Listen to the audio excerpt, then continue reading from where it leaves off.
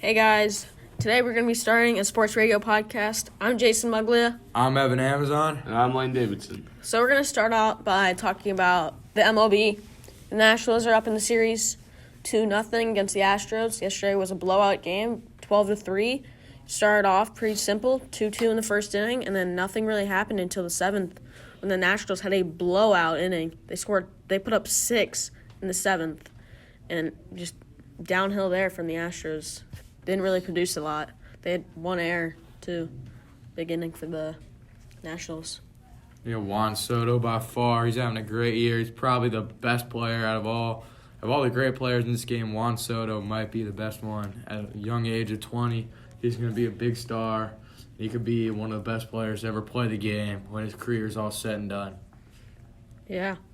They started off, Bregman was having, he said himself that he's playing pretty trash in postseason.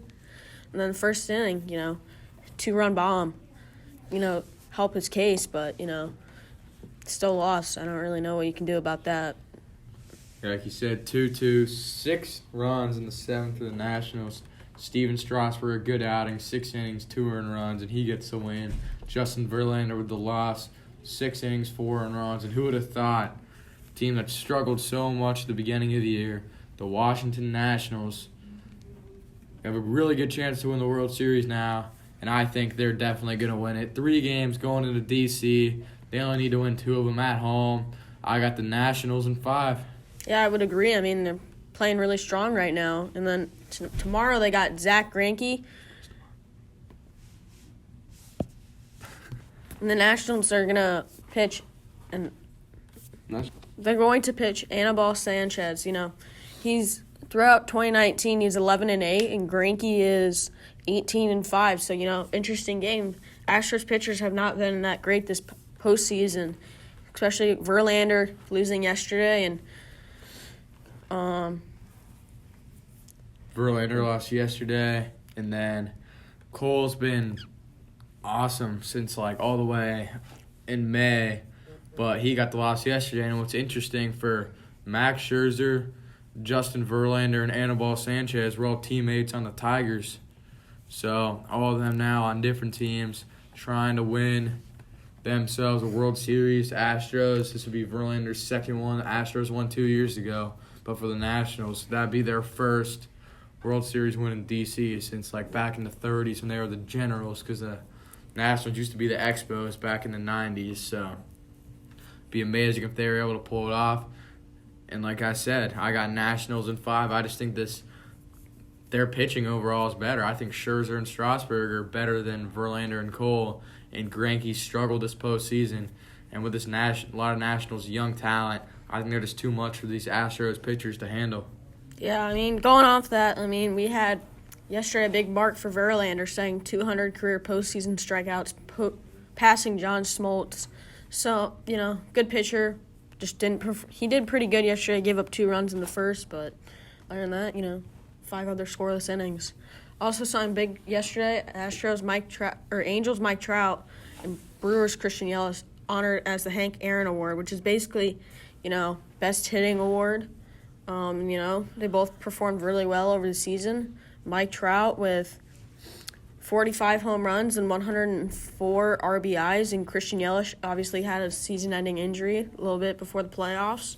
He had 44 home runs and 97 RBIs. 2 great players.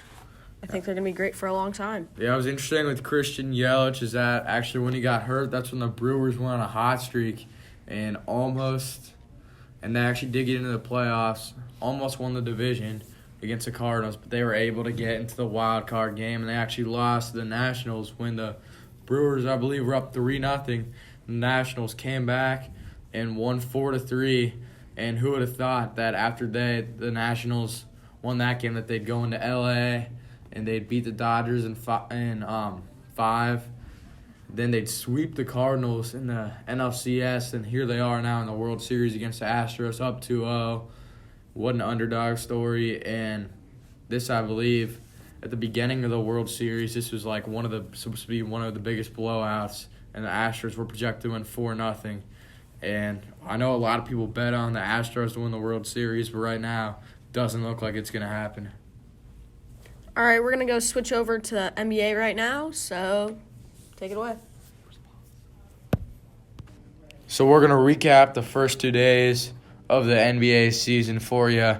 Pelicans-Raptors first game. The defending champs were able to win in overtime by 8. They won in overtime by 8 points, 130 to 122. So that was an interesting game. Pelicans able to hang in even without Zion. And then we go now to the Lakers-Clippers. That's a big game.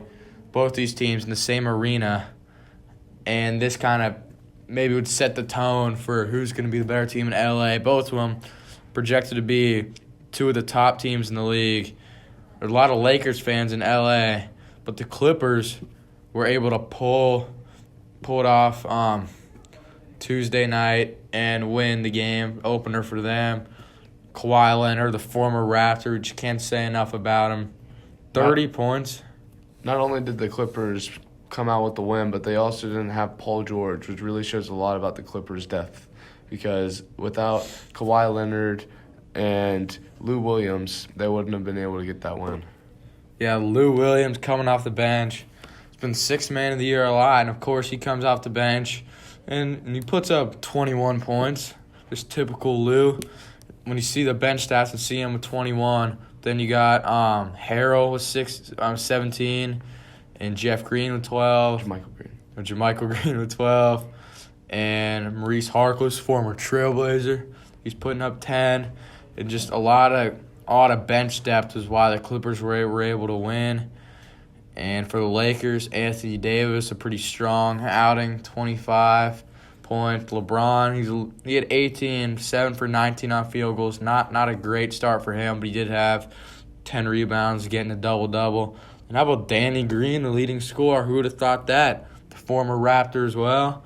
Big key to their championship season, scoring 28 points, 10 for 14 on field goals, 7 for 9 on threes. And he had a good start to the season, but it was not enough to get the Lakers to win. They lose 112 to 102. Okay, let's talk about yesterday night's games. So the Magic were able to beat the Cavaliers by 9. Nikola Vucevic had 21 points, 9 rebounds, and 3 assists, while Tristan Thompson for the Cavaliers only had 16 points, 11 rebounds, and 1 assist. So the Pistons-Pacers, that was a close game. Andre Drummond, the big man, it seems like he's been around forever. 32 points and 23 rebounds. Not only a double-double, but 30-20 action right there. And the Pistons were losing this game. If they were able to come back from behind and get the 119-110 win on the road. Then the Celtics, 76ers. That was a big game for both of these teams, a big rivalry. And the 76ers able to get the win. Ben Simmons with 24 points, 8 rebounds, and 9 assists. And the Celtics, without Kyrie Irving, come up short. The Timberwolves Nets. Well, the Timberwolves won by 1 point, 127 to 126 in overtime. Kyrie Irving breaking NBA history for a debut, dropping 50 points, 8 rebounds, and 7 assists. But that wasn't enough for the Timberwolves and Karl Anthony Towns to drop 36 points, 14 rebounds, and 3 assists. Yeah, Kyrie Irving said he was emotional about going to the Barclays Center, playing his first game, and he had an amazing outing but came up just short. Grizzlies and the Heat played their first game. Justice Winslow, 27 points, 7 rebounds, 7 assists. He won a national championship at Duke, and he looks like he's trying to carry the Heat to another one here. And they got that win without Jimmy Butler, their big offseason signing. The Spurs and the Knicks also played last night. The Spurs won 120 to 111, but the Knicks showed a lot of great talent, but that wasn't enough to beat the Spurs. DeJounte Murray for the Spurs had 18 points, 8 rebounds, 6 assists, and Julius Randle was the best player for the Knicks last night with 25 points, 11 rebounds, and 6 assists. And R.J. Barrett also dropped 21 points last night.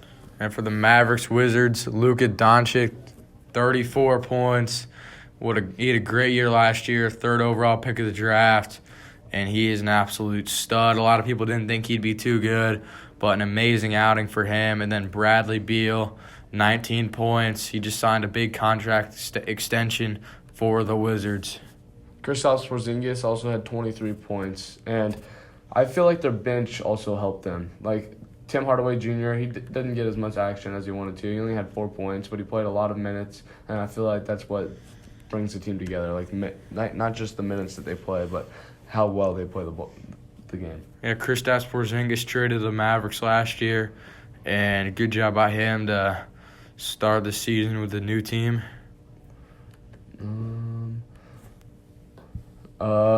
Utah and OKC. Donovan Mitchell showed a lot of potential last night. Not just that he's a young player, just that he can be an all-star this year. He dropped 32 points and 12 rebounds last night for their win 195 over OKC. So then we got the Kings and Suns. Kings, a lot of young talent, but they were not able to get the win. The Suns, a blowout win. Devin Booker, 22 points, 10 assists. And Kelly Oubre, 21 points, a former Wizard. He played a great game as well. It was a blowout game in Phoenix to start out the year. Mm-hmm. And Denver and Portland. Denver won by 8 points last night, 108-100. Nikola Jokic had 20 points and 13 rebounds, putting up a double-double the first game of the season against the Trailblazers. Damian Lillard had 32 points, but it wasn't enough for the Trailblazers to win. Our last game, we're going to talk about the Chicago Bulls, Charlotte Hornets. Hornets won by 1 at home against the Bulls. In overtime. They won by 1 in overtime. Lauri Markkanen had 35 points for the Bulls. Wendell Carter with 12 and Zach LaVine with 16. But their bench also showing a lot of talent. They couldn't pull out the win against the Hornets. The Hornets had P.J. Washington, who had 27 points, Dwayne Bacon with 22, and Cody Zeller with 15. And with their bench, they had Devontae Graham with 23 and Marvin Williams with 17. They just had more depth and better overall players. Yeah, for the Hornets, it's interesting there because they're projected to be the worst team in the NBA, but they get a win at home against the Bulls and start off the season 1-0. I know it's early, but we talked about all those games. Who do you think is going to win it all? I feel like Philadelphia has a really bright chance this year because they may not have the depth on the bench, but they have that starting 5 that can't be stopped. Ben Simmons, he got a lot better over the offseason with his shot. Ben Simmons, you got Josh Richardson, you got Tobias Harris, Al Horford, and Joel Embiid. I feel like it would be harder for Joel Embiid and Ben Simmons to stand out this year, but I think their team all around has gotten way better than it has been, and I'm looking forward to see how they progress this year. Yeah, it's interesting there. Title could be open to anyone. The Warriors this year, this is like the kind of first year they're not expected to win it all, and it's going to be interesting. It seems like all these teams have a pretty good chance to win. And that's our sports podcast for October 24th. Redskins and the Vikings playing in Minnesota. Redskins 1-6. Tough start to the year. They were able to get a win in Miami. And the Vikings 5-2. Another good season. Interesting. Kirk Cousins, he's the quarterback for the Vikings. He used to be on the Redskins. And Case Keenum, the Redskins quarterback, used to be the quarterback for the Vikings. And also Adrian Peterson, the Redskins running back, was on the Vikings and had some great years there. He could be a Hall of Famer. So, interesting last meeting, 38-20 on November 12, 2017 in Washington. The Vikings were able to win 38-30. Vikings should be able to pull this one off. And they're the home team. They should be able to pull this one off. Kirk Cousins, he's played better the last couple of weeks. Dalvin Cook, one of the best running backs in the league, and Stephon Diggs has played well lately. The Redskins only win in Miami. I expect the Vikings to win big in this one.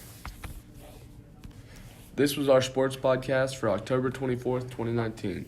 Thanks for listening.